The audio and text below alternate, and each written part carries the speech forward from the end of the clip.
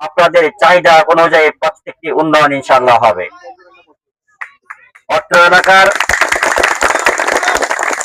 এলাকার আরেক মুরব্বী শ্রদ্ধেয় কাশেম মাস্টার কাকা বলে গেছেন রাস্তার কথা, এখানকার কিছু উন্নয়নের কথা, এগুলো অনেক বড় কিছু নয়।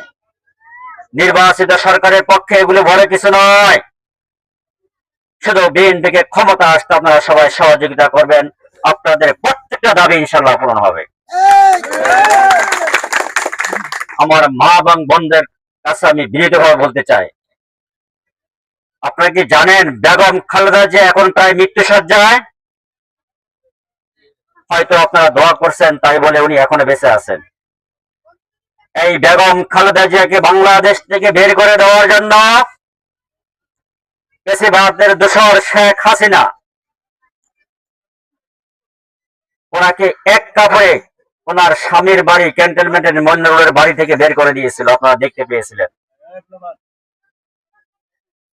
ওনাকে অন্যায়ভাবে জেলখানায় রেখে খাবারের সাথে বিষ খাওয়ায় এমন অবস্থা করছে, ফুসফুসে এখন ফুসফুস কাজ করতেছে না, তার দেহের অনেক অঙ্গ প্রত্যঙ্গ কাজ করতেছে, উনি প্রায় মৃত্যুসজ্জা।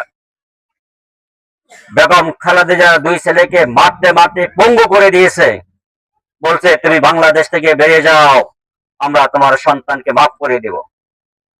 বেগম খালেদা জিয়া বলেছিল বাংলাদেশের বাহিরে আমার কোনো ঠিকানা নাই, বাংলাদেশের বাহিরে আমি মরে গেলেও যাব না, আমার মরতে হলে বাংলাদেশের মাটিতে আমি মরবো এবং বাংলাদেশের মাটিতে তোমরা আমাকে দাফন করবে, আমি বাংলাদেশ ছেড়ে যাব না। আমার সন্তানকে মেরে ফেলতে হলে তোমরা মেরে ফেলো।